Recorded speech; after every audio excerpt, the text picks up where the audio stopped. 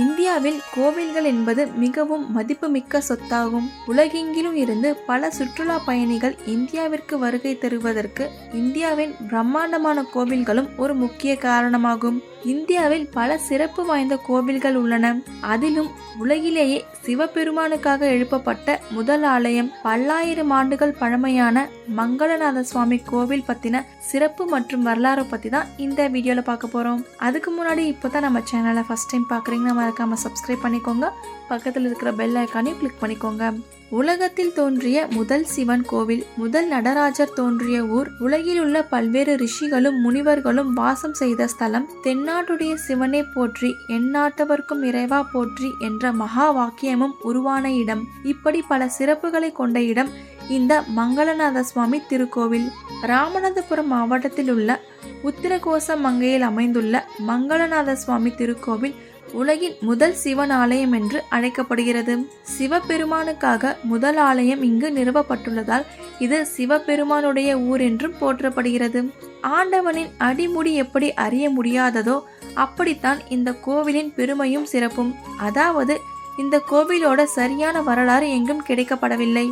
இந்த கோவில் 8000 ஆண்டுகளுக்கு மேல் பழமையானது என்றும் இங்குள்ள இலந்தை மரம் 3300 ஆண்டுகளுக்கும் மேலாக இன்றும் பூத்து குலுங்குகிறது என்றும் கூறுகிறார்கள். சிவபெருமான் மலை வீசி விளையாண்ட படலம் இந்த ஊரில் தான் அரங்கேறியது.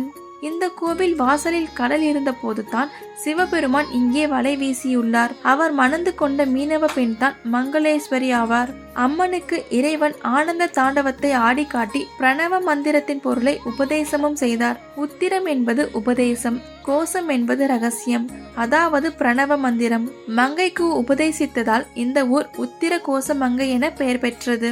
உத்திர கோசமங்கை கோவிலில் முக்கிய திருப்பணிகளை பாண்டிய மன்னர்களை செய்தனர். பாண்டிய மன்னர்கள் ஆட்சி அதிகாரத்தில் சிறந்து இருந்த போது சிறிது காலத்துக்கு உத்திர கோசமங்கை அவர்களது தலைநகராக இருந்தது. பிரதோஷத்தன்று சிவபெருமானுக்கும் அம்பாளுக்கும் இங்கு தாழம் பூவை வைத்து வழிபட்டால் அனைத்து தோஷங்களும் நீங்குவதாக நம்புகின்றனர். ஆதி காலத்தில், அதுவும் நவகிரகங்கள் அறியப்படாத காலத்தில் இக்கோவில் அமைக்கப்பட்டதால் சூரியன், சந்திரன், செவ்வாய் மட்டுமே இங்கு கிரகங்களாக உள்ளது.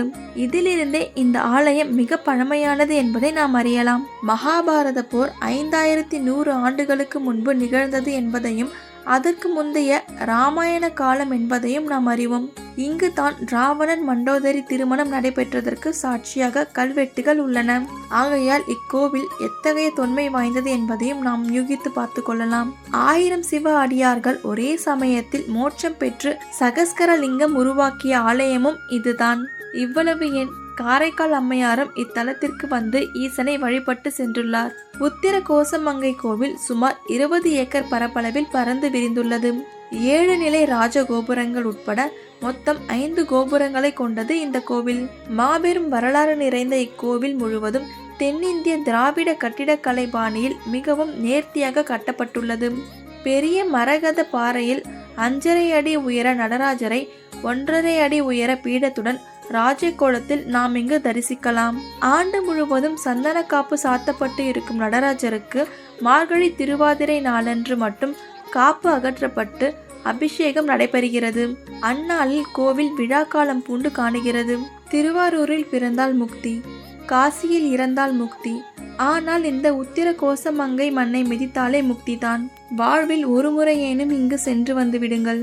இந்த வீடியோல உத்திர கோசமங்கை கோவிலோட சிறப்புகள் மற்றும் வரலாறை பத்தி பார்த்தோம். மேலும் இந்த மாதிரி இன்ட்ரெஸ்டிங்கான வீடியோவை பார்க்க மறக்காம நம்ம சேனலை சப்ஸ்கிரைப் பண்ணிக்கோங்க. உங்க ஃப்ரெண்ட்ஸ் அண்ட் ஃபேமிலிக்கும் ஷேர் பண்ணுங்க.